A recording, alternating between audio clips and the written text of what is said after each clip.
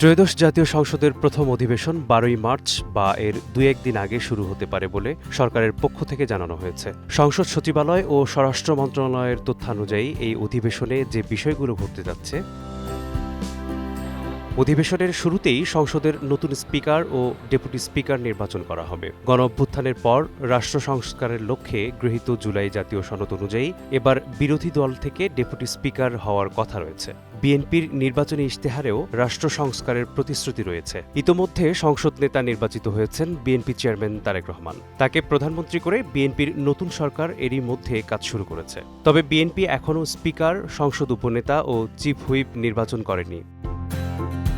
অন্যদিকে বিরোধী দলীয় নেতা হিসেবে জামায়াত ইসলামের আমির ডা শফিকুর রহমান নির্বাচিত হয়েছেন। উপনেতা হয়েছেন সৈয়দ আবদুল্লাহ মোহাম্মদ তাহের এবং বিরোধী দলীয় চিফ হুইপ নির্বাচিত হয়েছেন মোহাম্মদ নাহিদ ইসলাম।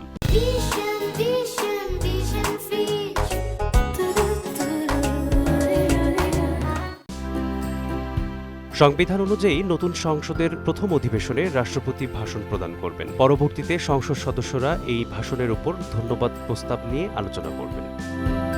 অন্তর্বর্তীকালীন সরকারের শাসনামলে জারি করা বিভিন্ন গুরুত্বপূর্ণ অধ্যাদেশগুলো আইন হিসেবে পাশ করার জন্য এই অধিবেশনে উত্থাপন করা হবে। সাম্প্রতিক সময়ে প্রয়াত বিশিষ্ট ব্যক্তিদের স্মরণে সংসদে একটি শোক প্রস্তাব গ্রহণ করা হবে। সংসদের কার্যকাল ও অন্যান্য গুরুত্বপূর্ণ সিদ্ধান্ত নেয়ার জন্য নতুন স্পিকারের নেতৃত্বে একটি কার্য উপদেষ্টা কমিটি গঠন করা হবে। বিভিন্ন মন্ত্রণালয়ে সম্পর্কিত সংসদীয় স্থায়ী কমিটিগুলো এই অধিবেশনে গঠিত হওয়ার সম্ভাবনা রয়েছে। অধিবেশনের পরবর্তী দিনগুলোতে নতুন বিল উত্থাপন করে পুরনো কোনো অধ্যাদেশ পাশের জন্য তোলা হবে। এছাড়া জনগুরুত্বপূর্ণ বিষয়ে সংসদ সদস্যরা নোটিশের মাধ্যমে আলোচনা করবেন।